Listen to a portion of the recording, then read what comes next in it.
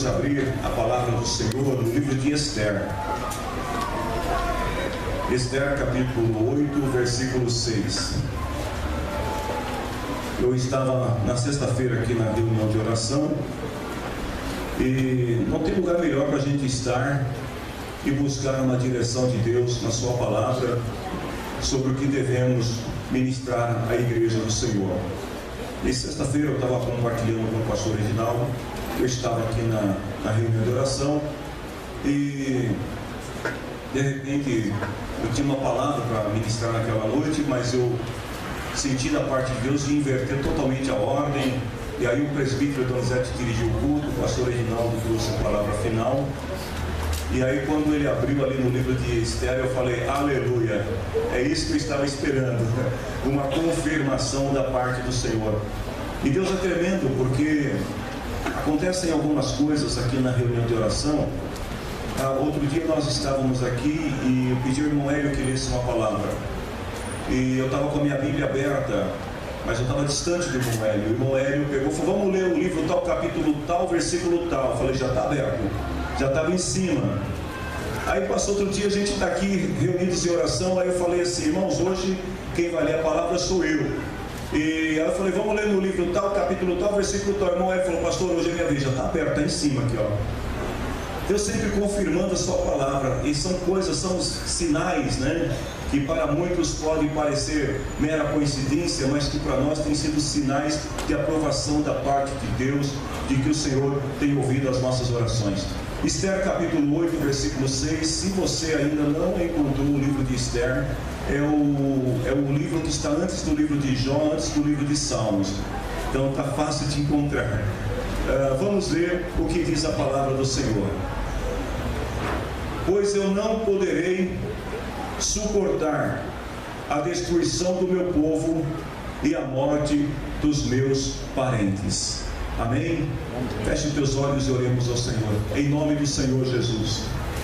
Eu creio, Senhor, que esta foi a palavra que teu Espírito Santo nos direcionou, para que nesta noite fosse transmitida ao coração da tua igreja. Senhor, e os nossos corações estão todos focados em Ti, a nossa mente está centrada em Ti.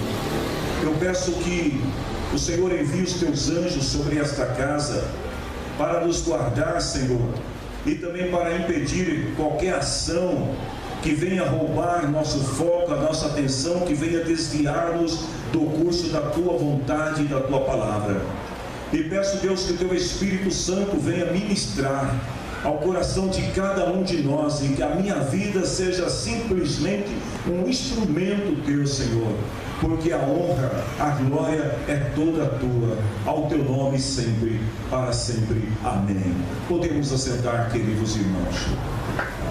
Meus amados, só para nós nos situarmos, né, na história bíblica, a Esther é uma jovem judia que viveu no reino da Pérsia, no período do rei Assuero, ou em outras versões bíblicas, chamado de Xerxes. E ela foi escolhida pelo rei para se tornar rainha. Além de Esther, nós encontramos no mesmo livro um outro personagem que era seu primo, por nome de Mordecai, ou Mardoqueu, em outras versões. Mordecai, ele era um homem justo, mas que num determinado período da história, ele provocou a ira de Amã. Quem era Amã? Amã era uma espécie de primeiro-ministro do rei Xerxes. Era o segundo homem da corte.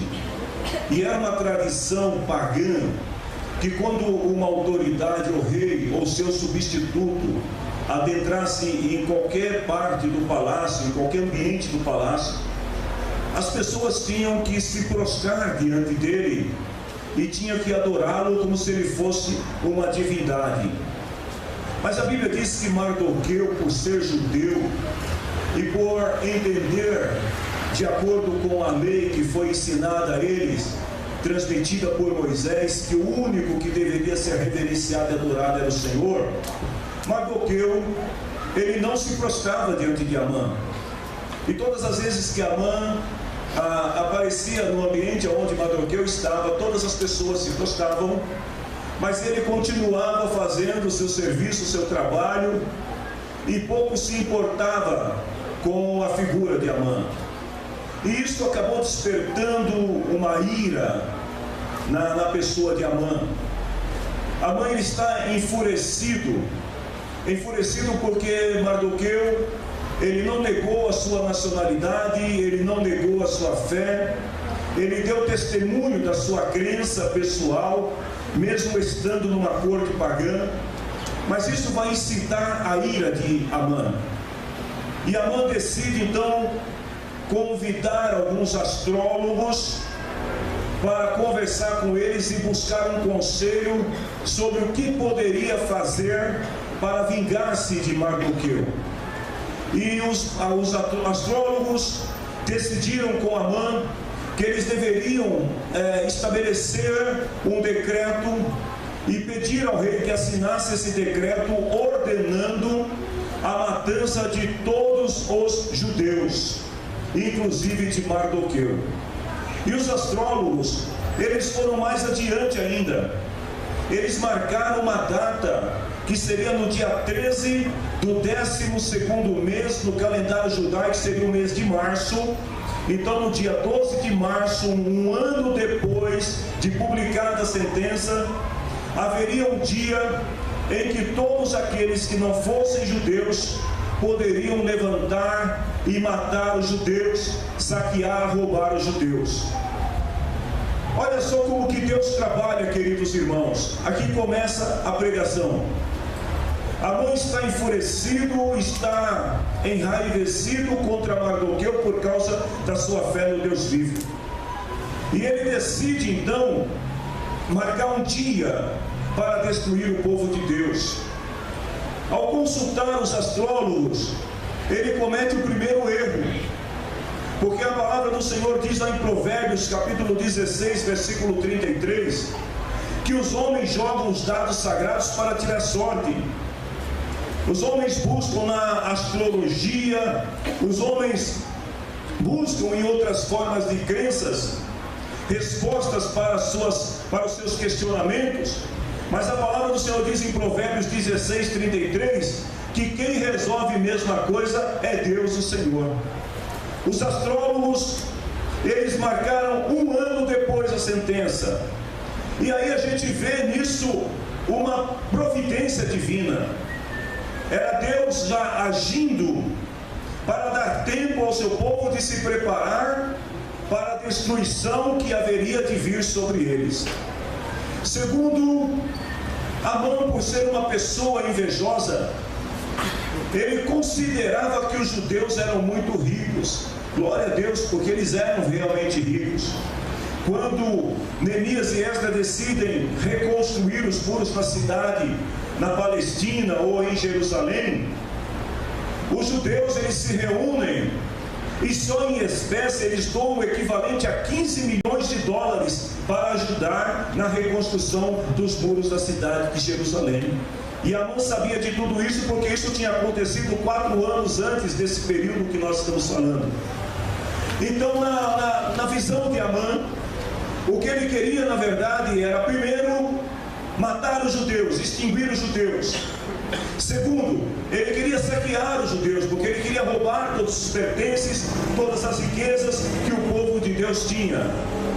E alguns estudiosos acreditam que quando Amã ele vai falar com o rei, e o rei estabelece um decreto para um ano depois da data, é porque Amã ele tinha um conceito de que os judeus, ao saberem que havia uma sentença de morte sobre eles, eles abandonariam a cidade, eles fugiriam, iriam embora e deixariam seus bens e as suas riquezas.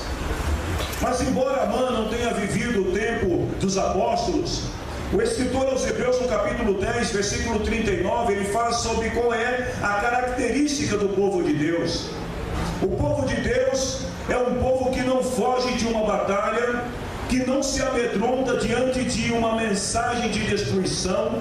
O povo de Deus é um povo que não se intimida diante dos adversários, sim ou não? Vocês estão de acordo comigo? O povo E lá em Hebreus 10:39 diz assim, que nós não somos daquele tipo de gente que volta atrás e se perde, daquele tipo de gente que vai enquanto tudo está bem, mas quando vê um mar vermelho na frente, perna para quem te quer e quer voltar para o Egito.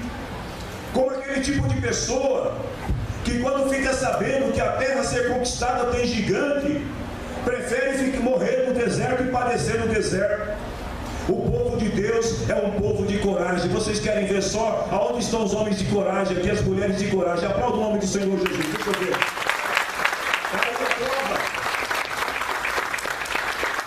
É um povo que não teme a adversidade.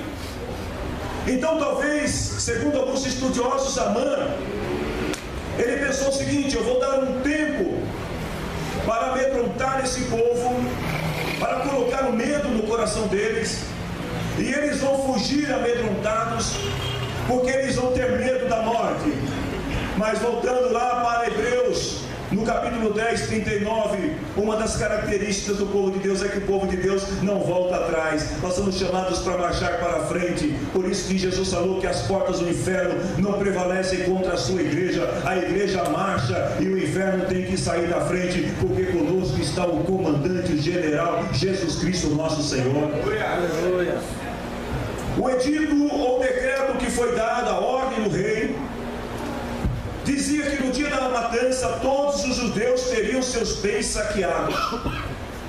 E todo aquele que matasse um judeu, ele estaria fazendo um favor para o Estado, e ele poderia como prêmio ficar com parte dos bens do judeu que ele matasse. Será que você consegue entender, irmãos, a situação, o quadro, como que estava para o povo de Deus? Seria uma destruição em massa. Mas a palavra do Senhor diz que Mordecai, o homem que não escondeu a sua nacionalidade, o homem que provocou a ira de Amã, o homem que se declarou judeu e que por essa razão não aceitou se prostrar diante de nenhum homem, a palavra do Senhor diz que que Mardoqueu, ele era um homem tão convicto da sua fé, que lá em Esther capítulo 3 versículo 4, os seus colegas insistiam todos os dias com ele para que ele obedecesse a Amã e se prostrasse. Mas a Bíblia diz assim, não adiantava. Ele explicava que não obedecia porque era judeu. Todo dia os seus colegas diziam para ele, Mardoqueu, não tem nada demais, você só tem que, é só dobrar o joelho, é só beijar na mão do homem. Mardoqueu, a única coisa. Mas Mardoqueu diz aqui que embora todos os dias insistissem com ele, ele prevalecia, e a palavra do Senhor diz que não adiantava, porque ele explicava, eu não posso me prostrar porque eu sou judeu.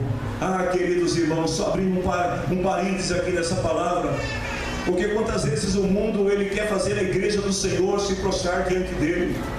Quantas vezes o diabo se levanta para tentar fazer você se prostrar diante dele. Mas você que é crente em Jesus, você que é salvo em Jesus Cristo, você não adianta o diabo tentar, porque você não vai se prostrar diante dele. Sabe por quê? Porque você é salvo em Jesus Cristo para a glória de Deus. Esse deve ser o testemunho do crente. O crente, ele não deve de maneira alguma se envergonhar da sua posição, da sua nacionalidade como servo de Deus, como igreja de Deus. Todos vocês que estão aqui têm no mínimo duas nacionalidades, dupla nacionalidade. Alguns podem ter mais de duas, mas nós temos duas pelo menos. Nós somos brasileiros e somos cidadãos dos céus, amém? Então no mínimo a gente tem dupla nacionalidade. A gente não pode negar a nossa nacionalidade, porque lá em Lucas, no capítulo 12, versículo 9, Jesus diz assim que aquele que disser publicamente que não é dele, ou seja, aquele que se envergonhar de Jesus, que negar Jesus publicamente, ele diz, o Filho do Homem também dirá diante dos anjos que essa pessoa não é dele.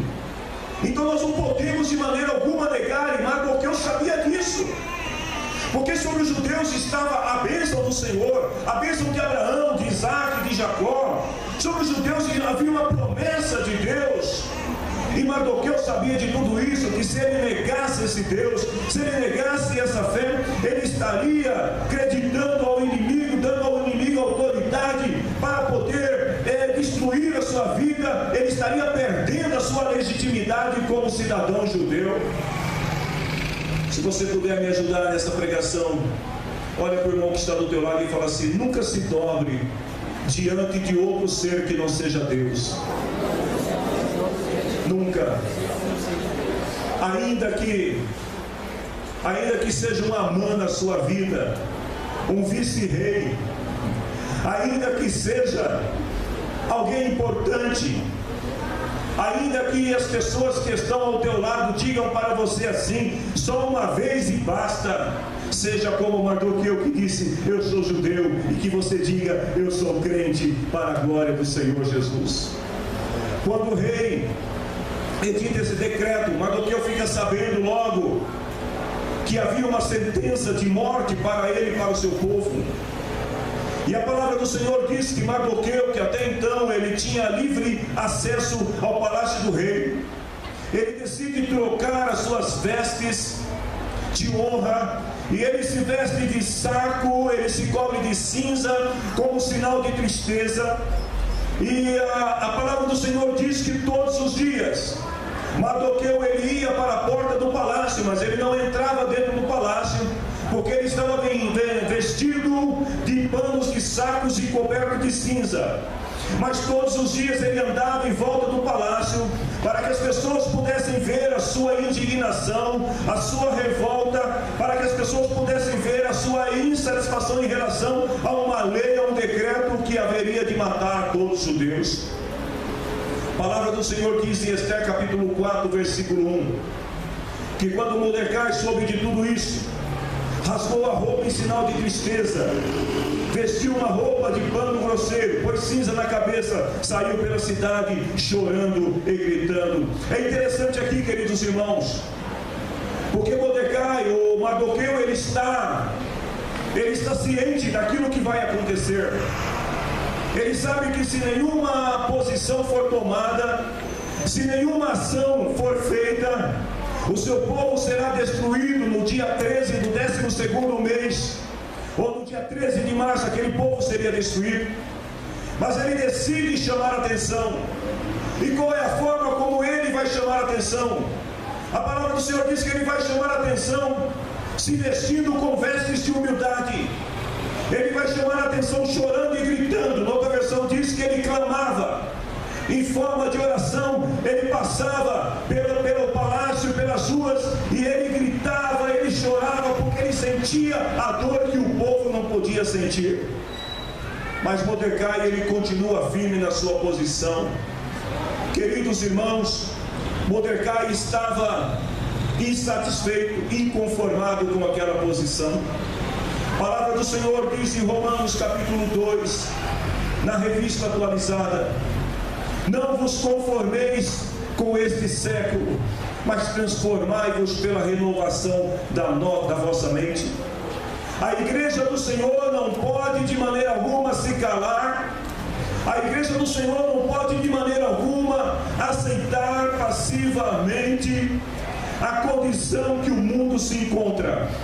A igreja precisa se levantar, e nós precisamos de homens e mulheres como Mardoqueu, que tenham coragem de se vestir de humildade e de clamar e de chorar pela desgraça que está para vir sobre a terra. Ele sabia que a morte seria grande, que a destruição seria grande, queridos. E deixa eu dizer uma coisa para vocês: se a igreja do Senhor Jesus não se levantar nesta nação e não se posicionar como igreja de Cristo, e não começar a clamar ao Senhor e invocar o Senhor, queridos irmãos, o tempo de destruição virá, e muitos daqueles que hoje estão se dizendo cristãos, que estão desapercebidos e dormindo, vão também ser destruídos pelo vento que está vindo sobre a nação. Nós precisamos nos levantar em nome do Senhor Jesus como Mardoqueu. Mardoqueu, ele chama atenção, mas ele chama a atenção da pessoa certa. Ele sabe que lá dentro do palácio existe uma mulher chamada Esther, a rainha, a mulher de confiança do rei.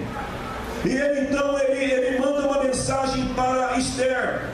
E ele manda uma cópia do decreto e diz para Esther: eu não sei se você está sabendo, mas o nosso povo, o teu povo, eles receberam uma sentença de morte e eles estão para serem destruídos. Então está aí o decreto, Esther. Você precisa fazer uma coisa.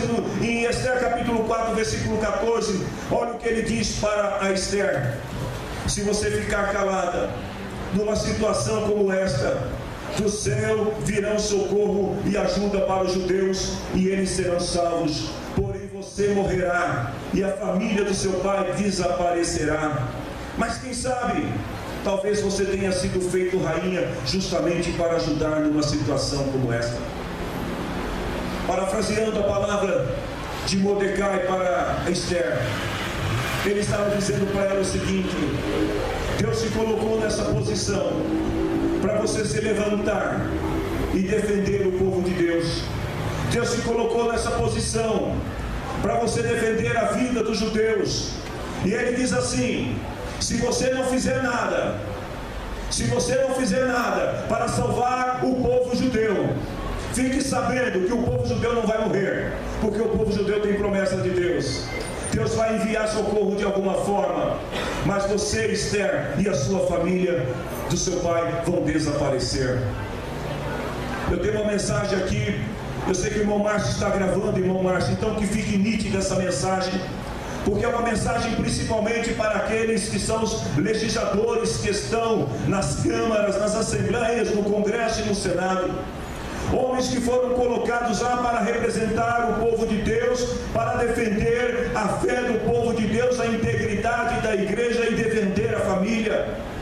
Uma mensagem de Deus para todos esses homens: se vocês não cumprirem o papel que Deus colocou para vocês fazerem como legisladores e defender o povo de Deus, Deus vai enviar outros meios para salvar a igreja. Mas vocês, deputados, vereadores, senadores, todos vocês que estão no governo e que não estão fazendo nada para salvar o povo de Deus, vocês morrerão e desaparecerão. Se você crê nisso, igreja, diga amém e glorifique o nome do Senhor Jesus. Eu sinto, queridos irmãos, que há um juízo de Deus vindo sobre esta nação e sobre aqueles que têm se favorecido dos votos do povo cristão, daqueles que têm se favorecido da igreja, muitas vezes se transvestindo como cristãos, falando como cristãos, mas que não são de Deus, que estão lá, mas que não defendem os valores do povo de Deus. Mordecai manda uma mensagem para Esther e diz: se você não fizer o teu papel, porque Deus te colocou aí para ser rainha, mas não é para ser uma rainha decorativa. Deus te colocou aí para defender o povo de Deus, assim como Deus tem colocado homens e mulheres em posições estratégicas para defender o povo de Deus, a honra do povo de Deus.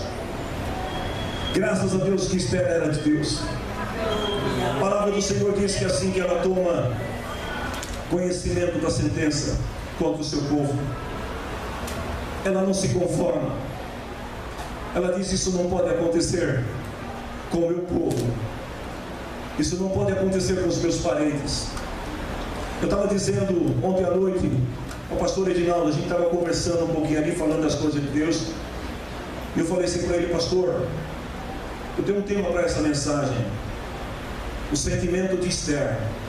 E eu disse para ele: eu acho que, posso estar equivocado, igreja, mas eu acho que está faltando nas igrejas que se dizem de Deus este sentimento de Esther, sentimento de compaixão. Eu fico imaginando quantos de nós que estão aqui que creem na salvação eterna da sua alma, na vida eterna. Levanta a mão, deixa eu ver quem crê que um dia você vai morrer e você vai para o céu com Jesus e vai voltar e vai reinar com Jesus na terra. Eu fico imaginando como é que a gente crê no céu, crê no inferno e vê pessoas todos os dias sentenciados à morte, à destruição, e a gente não faz nada pelas pessoas. Foi aqui que o Espírito de Deus ministrou meu coração, porque quando Esther, ela fica sabendo que existe uma sentença de morte contra o seu povo, contra a sua nação, Já fazia 30 dias que o rei não chamava Esther para uma audiência no palácio. E a tradição histórica ensina que ninguém poderia se aproximar do rei sem que fosse convocado pelo rei. Então Esther, ela está agora numa situação muito difícil, porque ela precisa falar com o rei, ela precisa defender o povo de Deus, mas ela não pode ir até o palácio e falar com o rei sem ser convocada pelo rei. E aí ela diz o seguinte, no versículo 16, aqui está o segredo, igreja. Eu preciso falar isso para vocês. Eu espero que vocês entendam isso, igreja de Deus. O segredo para vencer as sentenças de destruição que vem sobre sua casa, sobre sua família, sobre as pessoas que você conhece, sobre seus parentes, sobre a humanidade, ela passa pelo jejum e pela oração. Esther disse assim para Mardoqueu: vai e reúna todos os judeus que estiverem em Suzã. Reúne todos que você puder. Não é uma tarefa só para a rainha, não era uma tarefa só para Mordecai, era uma tarefa para o povo. Reúne o povo, todos vocês, jejuem e orem por mim. Durante 3 dias não comam nem bebam nada, nem de dia nem de noite. Eu e as minhas empregadas também jejuaremos. E depois, olha o que ela diz: eu irei falar com o rei, mesmo sendo contra a lei. Mesmo sendo contra a lei, diz ele, se eu tiver de morrer por causa disso, eu morrerei. O Senhor não está pedindo para que nós morramos por alguém, mas Ele está pedindo que a gente pelo menos tenha compaixão de alguém, e que nós sejamos capazes de desafiar uma ordem, uma sentença que já tenha sido dada de morte sobre a vida de alguém, de destruição sobre a vida de alguém, para trazer essa pessoa, salvar essa pessoa. Existe um prazo. Ontem eu dizia para o irmão, eu tinha 2 compromissos no dia de ontem. Eu tinha um compromisso com um pastor enviado do pastor Cláudio Martins, lá dos Estados Unidos. Esse pastor veio ontem para um seminário que eu deveria participar. Mas eu tinha também um encontro na casa de um irmão que marcou comigo há 3 meses atrás. Esse irmão pediu e falou: pastor, já põe na sua agenda, dia 7 de outubro, o senhor pode me visitar?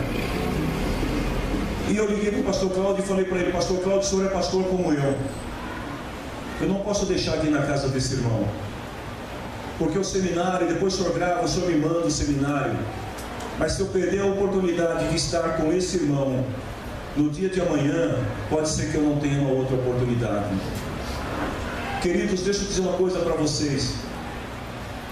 Existem muitas pessoas que você cruza com ela todos os dias, na rua, nas conduções, no seu trabalho. Existem pessoas na sua família que já receberam sentenças, e você sabe que essas pessoas estão condenadas à morte, à destruição, porque você está vendo o vento, a ruína, a destruição se aproximando dessas pessoas. Antes que haja destruição, há sempre um anúncio. Antes que a destruição seja fatal, seja total, sempre existe um vento, uma sentença, um decreto, alguma coisa acontece no mundo espiritual para nos alertar que alguma coisa vai acontecer. E a verdade, queridos, é que muitas vezes Deus tem nos alertado, Deus tem mostrado para muitas pessoas que existem alguns que, se eles não forem salvos a tempo, eles vão ser destruídos e vão ser desalojados da terra. Mas nós não estamos fazendo nada, porque está faltando esse sentimento de Esther, esse sentimento de compaixão, de quem diz que acredita que vai para o céu, mas é tão egoísta que não é capaz de convidar o outro para ir para o mesmo céu que ele, e deixa o outro ir para o inferno. Como que a gente pode dizer que nós vamos para o céu, mas a gente vê as outras pessoas indo para o inferno e a gente não clama por elas, a gente não ora por elas, a gente não chora por elas, a gente não ajuda elas, a gente não faz nada, absolutamente nada. A gente vem para a igreja como se fosse um programa, mais um programa religioso, e nada mais do que isso. Mas aqui estava uma mulher que quando ela fica sabendo que há uma sentença sobre o seu povo, ela decide que ela precisa fazer alguma coisa. Se você puder me ajudar nessa pregação, eu peço que você diga para a pessoa que está do teu lado: você precisa fazer alguma coisa. Diga para a pessoa: você precisa salvar alguém. Nós não podemos deixar que as pessoas continuem morrendo literalmente, morrendo moralmente, morrendo espiritualmente. As pessoas estão morrendo todos os dias ao nosso redor, e a gente não faz absolutamente nada. A gente acha que tudo está normal. Nos dias do profeta Joel não era diferente. O povo estava distante de Deus e o povo estava sendo destruído. Joel capítulo 2, versículo 17. Escute o que o Senhor falou para o profeta Joel. Antes que ele desse a promessa de um reavivamento, antes que viesse a promessa da descida do Espírito Santo sobre toda a nação, o Senhor disse assim para Joel: vocês sacerdotes, os sacerdotes eram como os pastores do templo, como os obreiros do templo. Vocês sacerdotes que no pátio do templo servem a Deus o Senhor, chorem e façam esta oração. Qual era a oração que Deus estava pedindo para que o profeta ensinasse os sacerdotes a fazer? Ó Deus, não castigue o teu povo, não nos humilhe diante dos outros povos, para que eles venham caçoar de nós e perguntar: onde está o Deus de vocês?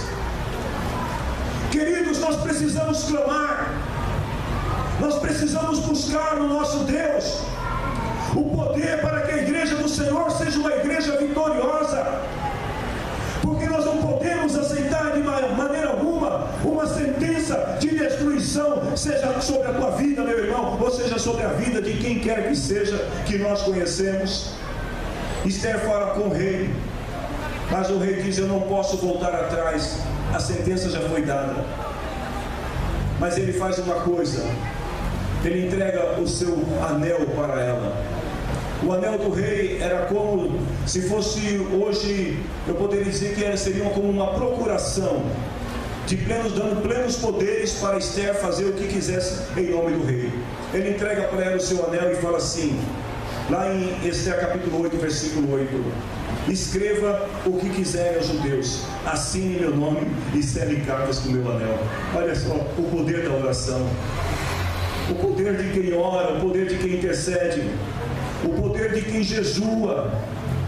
Ela não falou com o rei sem antes orar, ela não tomou decisão sem antes orar.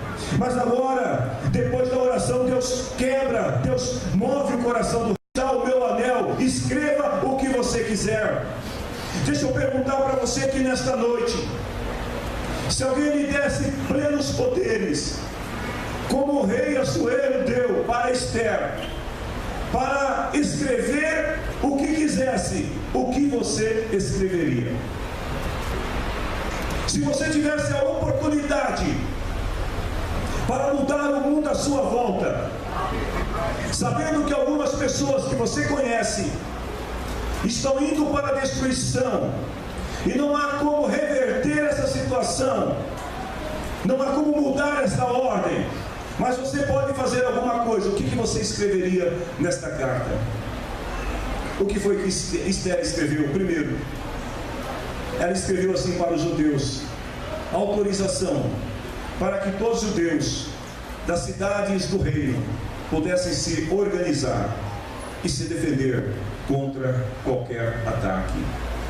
Guarde bem essa palavra, repita comigo para você não esquecer melhor. Diga assim: organização. Organização. Diga defesa. Defesa. Duas coisas que ela pediu para o povo: vocês precisam se organizar e vocês precisam se defender, porque está vindo aí um inimigo feroz, e esse inimigo vem para destruir vocês, mas vocês precisam estar organizados e precisam se defender contra qualquer ataque. Segunda coisa que ela colocou no decreto: que se homens amados de qualquer povo ou qualquer província do reino atacassem os judeus, eles tinham autoridade para combatê-los e para matá-los. Então diga comigo, autoridade. Para você não esquecer, diga organização, defesa e autoridade. Por fim, ela disse para os judeus que eles poderiam acabar com todos os inimigos, extinguir totalmente os inimigos, os grandes e os menores, e ficar com seus bens. Então, por último, diga comigo, recompensa. O decreto de Esther contemplava 4 coisas. Primeiro, organização. Então diga comigo de novo, você não esquecer. Organização. Defesa. Qual é o terceiro mesmo? Autoridade.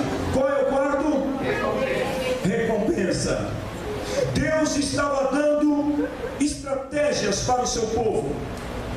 Deus estava dizendo para o seu povo exatamente como que eles deveriam fazer. Não havia como reverter a sentença.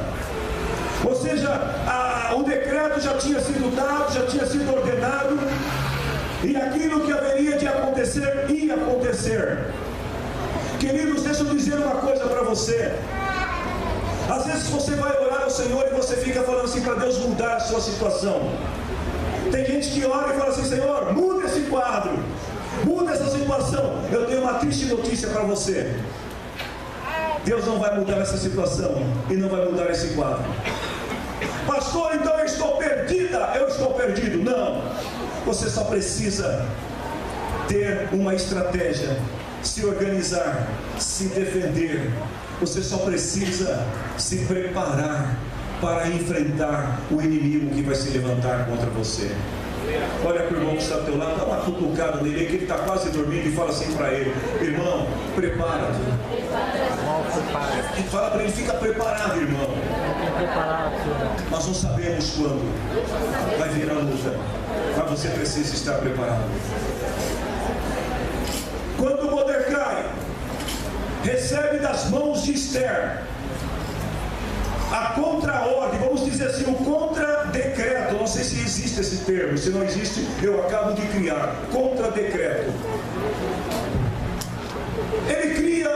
Ele pega aquele contra-decreto e ele sai, ele tira a roupa de sacos, ele se lava, se banha, tira a cinza, e lá em Esther capítulo 8, versículo 15 e 16 diz assim: que Mordecai saiu do palácio usando uma roupa real, azul e branca, com uma grande coroa de ouro na cabeça, uma capa vermelha de linho fino, e todos os moradores de Suzã ficaram muito contentes, soltaram gritos de alegria, e para os judeus brilhou a luz da felicidade, da alegria e da vitória. Sabe o que é isso? Atitude de vencedor. Fala para o teu irmão aí: irmão, desperta, tem atitude de vencedor. O que é ter uma atitude de vencedor? Uma vez que o Senhor já tinha determinado, através do decreto de Esther, que havia, o inimigo deu uma ordem, mas Deus deu uma contra-ordem.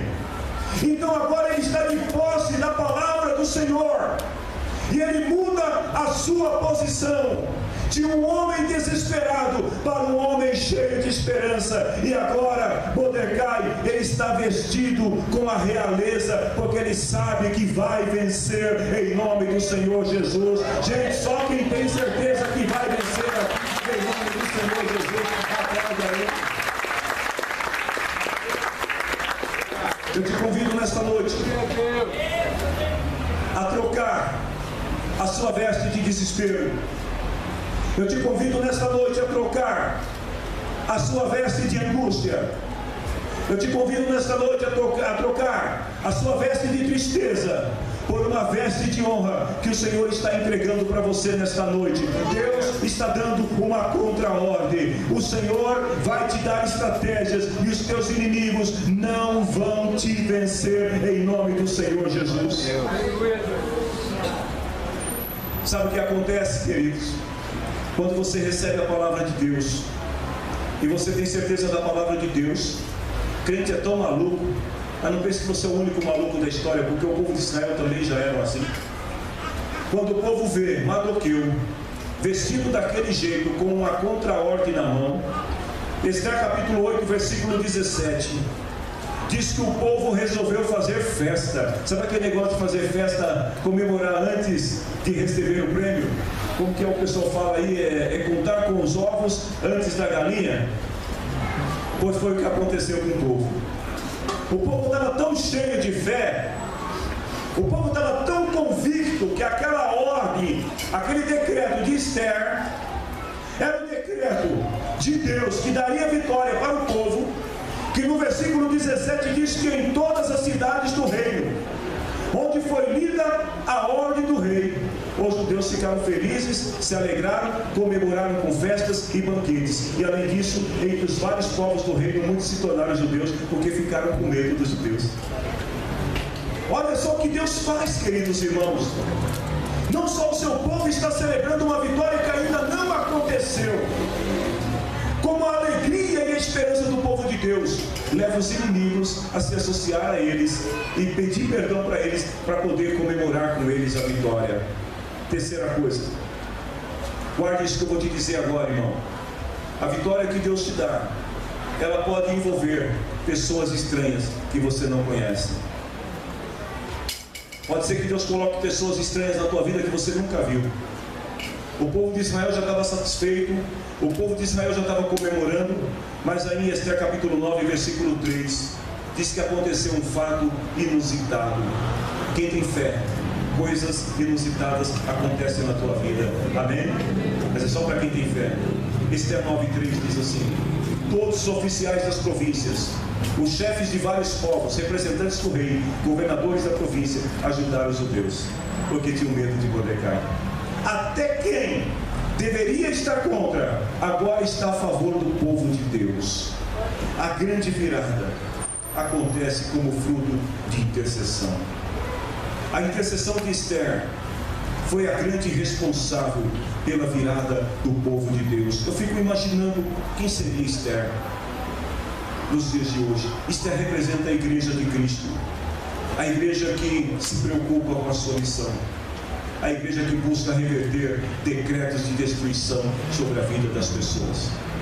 Lá em Tiago capítulo 5, versículo 15 até o versículo 18, a palavra do Senhor diz que a intercessão, ela traz o milagre de Deus até nós. Lá diz assim que a oração feita com fé, ela salva a pessoa doente. O Senhor dá saúde, o Senhor perdoa pecados de quem tiver cometido. Olha o poder da tua oração, irmão. E continua mais ainda, diz no versículo 16, lá no finalzinho do versículo 16: façam orações uns pelos outros, para que vocês sejam curados, pois a oração de uma pessoa obediente a Deus tem muito poder. Se você é obediente a Deus, a tua oração é poderosa. Amém? Aí ele diz assim: o profeta Elias era um ser humano como nós. Elias era um homem obediente a Deus, e a Bíblia diz que ele orou com fervor para que não chovesse, e durante 3 anos e meio não choveu sobre a terra. Depois Elias orou outra vez, e então choveu, e a terra deu a sua colheita. Se coloque em pé em nome do Senhor Jesus. Deus quer que nós tenhamos o mesmo sentimento de Esther. Queridos, escute isso que eu vou lhe dizer agora. Você não pode aceitar que os inimigos destruam tua casa, tua família, teus amigos, os teus bens, as pessoas que você conhece de perto e de longe. Você não pode simplesmente se conformar com uma sentença de destruição. Nós não podemos simplesmente dizer que o problema dos outros não é o nosso problema. Precisamos ser como Esther. Eu não poderei suportar a destruição do meu povo e a morte dos meus parentes. Pense que você pode ser convidado nessa semana para ir ao velório de alguém que você conheceu. Escute isso. Você pode ser convidado nessa semana para ir ao velório de alguém que você conheceu e que você teve a oportunidade de falar de Jesus para essa pessoa e você não falou. E aí eu te pergunto, como você pode suportar a destruição do outro? Como você pode suportar a morte de seus parentes, de pessoas queridas, sem fazer nada, sem interceder por eles? Nós não podemos estar insensíveis, queridos.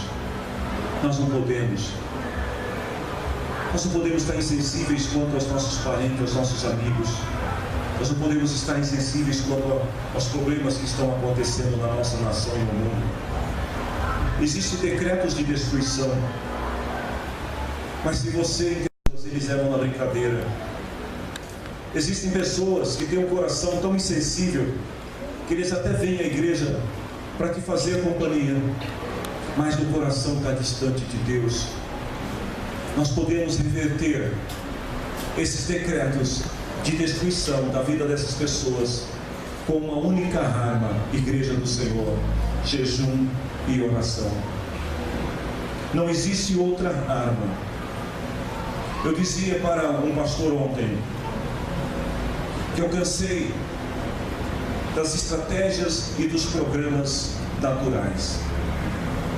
Eu cansei de inventar modas. Eu cansei de querer ser o bobo da corte para atrair pessoas.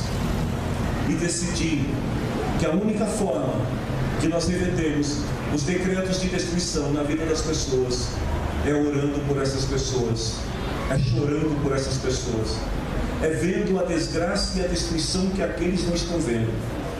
Porque quando Esther está ali chorando pelo seu povo, as crianças judias estavam brincando nas ruas. Os seus pais, suas mães, muitos deles estavam dizendo: isso não vai acontecer. Mas alguém estava chorando e estava clamando por elas. Talvez você queira nesta noite fazer parte desse grupo, desse movimento de intercessão. Eu creio que Deus pode salvar os meus vizinhos. Eu creio que Deus pode salvar esses vizinhos que estão aqui. Eu creio que Deus pode salvar os teus vizinhos, pode salvar os teus parentes. Eu creio que Deus pode salvar teu filho. Deus pode salvar a tua filha. Deus pode salvar o teu esposo. Deus pode salvar a tua esposa. Deus pode salvar o teu colega no trabalho. Porque a palavra do Senhor diz em João 3,16 que o amor de Deus pelo mundo, ele foi tão grande que Deus deu seu próprio Filho, para que todo aquele que nele crê não morra, mas tenha a vida eterna. E enquanto pudermos, nós vamos clamar como Esther, nós vamos interceder como Esther, nós vamos chorar como Esther e não vamos aceitar. Eu vejo cristãos, às vezes, nas redes sociais, se conformando com essa devassidão moral que está acontecendo em nosso país. Eu vejo muitos cristãos achando tudo muito normal, mas nós que temos o Espírito de Cristo e que temos o sentimento de Cristo, que é o mesmo sentimento que teve Esther pelo seu povo, o mesmo sentimento que Joel teve pelo seu povo, quando ele disse para os sacerdotes: chorem, clamem, jejuem pelo povo. E aí o Senhor disse para Joel assim: depois desses dias, Joel, eu vou derramar o meu Espírito sobre toda a carne. E eu creio que o Espírito de Deus virá também sobre todos aqueles que são alvos de nossas orações. E nós vamos ver a glória de Deus salvando famílias, restaurando famílias. Vamos ver pessoas sendo libertas do poder da destruição, porque Deus está dando uma contra-ordem nesta noite, para que não haja destruição sobre aqueles que você está intercedendo por eles. Eu quero orar contigo em nome do Senhor Jesus.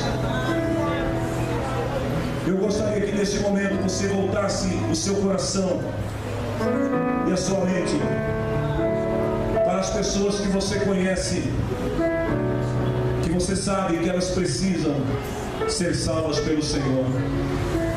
Pessoas que você sabe que, se continuar na vida que estão, vão ser destruídas, vão morrer e morrer sem Cristo. Eu quero te pedir neste momento para que você deixe que este mesmo sentimento de Esther venha invadir o teu coração. Comece a olhar para essa pessoa. Veja a destruição, a sentença já foi dada.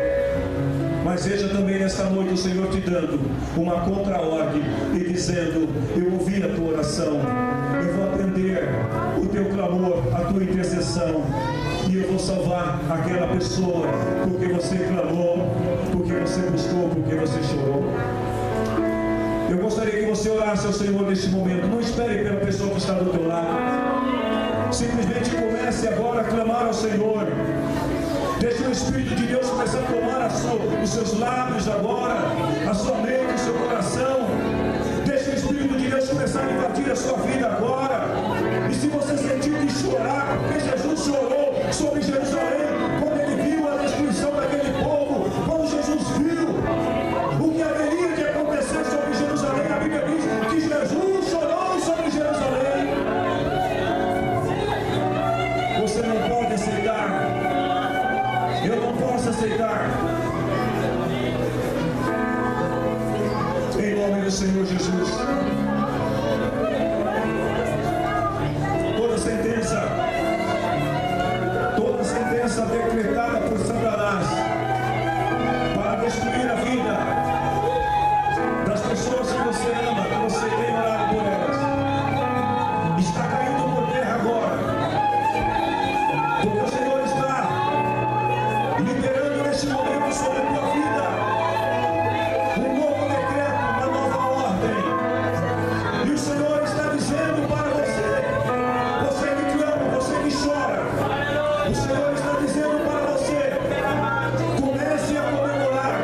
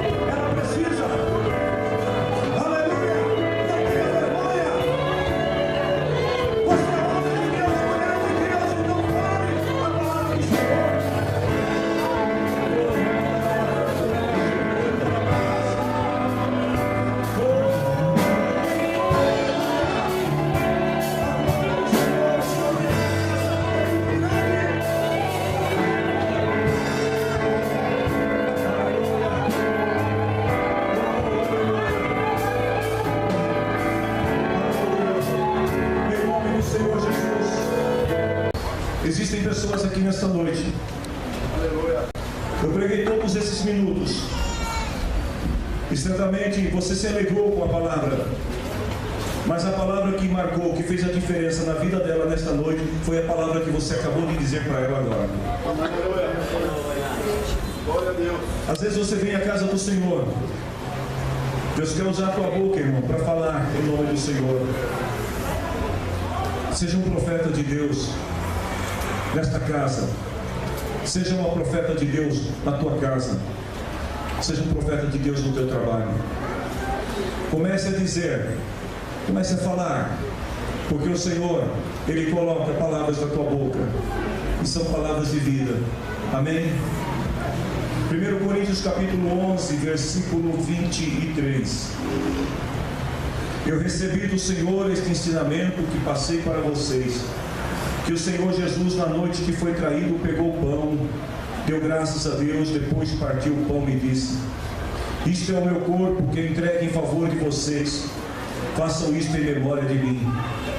Assim também, depois de jantar, ele pegou o cálice e disse: este cálice é a nova aliança feita por Deus com o seu povo, a aliança que é garantida pelo meu sangue. Cada vez que vocês beberem deste cálice, façam isto em memória de mim. E de maneira que, cada vez que vocês comem desse pão e bebem desse cálice, estão anunciando a morte do Senhor até que Ele venha. Eu quero convidar aqui a pastora Eliana, por gentileza. Convido aqui o presbítero Donizete.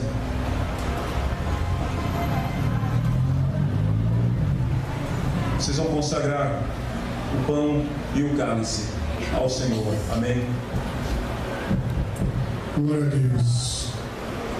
No início do culto, eu li Isaías, capítulo 53. Ali fala do sofrimento que o Senhor teve para poder que nós estivéssemos nessa noite aqui. Amém? Oramos ao Senhor. Senhor, meu Deus, nesse momento, meu Pai, agradecemos a Ti por nos permitirmos estarmos aqui e na Santa Ceia do Senhor, em comunhão com os irmãos, meu Pai. Nesse momento, meu Pai, eu consagro, Senhor, esse pão e o Senhor Jesus representa o Teu povo, meu Pai. Eu consagro a Tua igreja, a cada um, meu Pai, a cada um que comer desse pão, meu Pai, que seja, Senhor, transformado e seja, Senhor, revestido do Teu poder. Amém, Senhor Jesus. Senhor nosso Deus, Pai, nós queremos Te louvar e agradecer, meu Deus, por essa aliança, Senhor, que o Senhor tem feito para nós, porque nenhuma condenação há para o cristão em Cristo Jesus, Senhor. Nós consagramos, Senhor, que possa, Senhor, trazer saúde espiritual a todos que participarem, em nome de Jesus, para a glória do Teu nome. Aleluia. Agora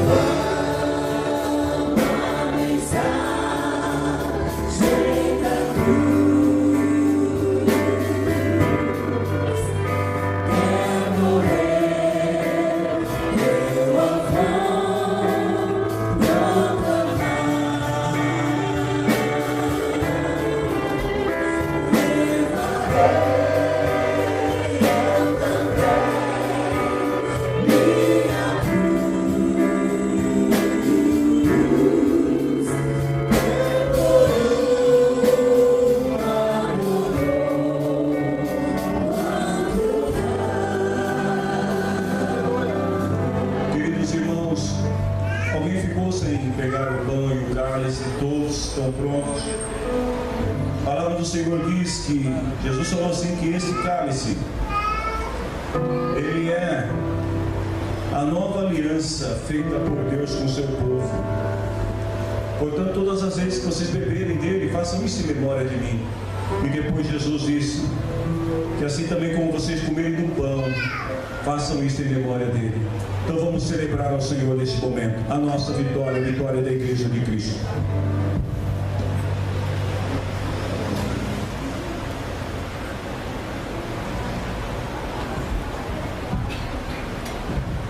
Adore ao Senhor Jesus. Aleluia a Deus.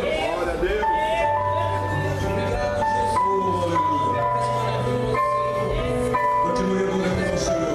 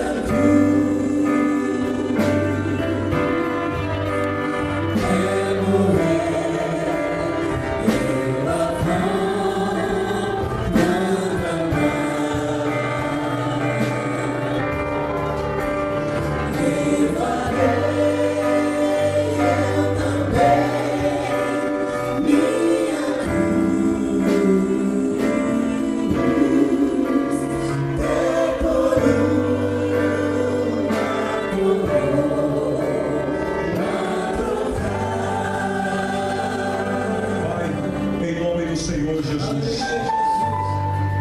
muito obrigado, porque a tua misericórdia, ela não tem fim. E a tua palavra diz, Senhor, que a tua graça foi nos dado, assim como a salvação, como um presente de Deus para as nossas vidas. Nós não éramos merecedores, mas o Senhor abriu as portas da salvação e nos permitiu entrar por ela. E o Senhor diz que quem entra por esta porta encontrará uma vida, Senhor, de paz, uma vida de comunhão, uma vida, meu Deus, salva pela graça. Nós entramos por esta porta e desejamos, Senhor, até o fim da nossa vida, enquanto estivermos aqui, Senhor, seguir firme e fielmente ao Senhor, levando a nossa cruz de cada dia, sem nunca negar que, ó Cristo, nós amamos a tua palavra, porque a tua palavra, ela é poder para aqueles que são salvos. A tua palavra é vida para aqueles que creem. Obrigado, Deus, em nome de Jesus. Levante a mão assim ao céu. O grande amor de Deus, Pai, a graça de Jesus Cristo, nosso Senhor, a comunhão do Espírito Santo de Deus, seja sempre na tua vida, meu irmão e minha irmã. Que o Senhor abençoe.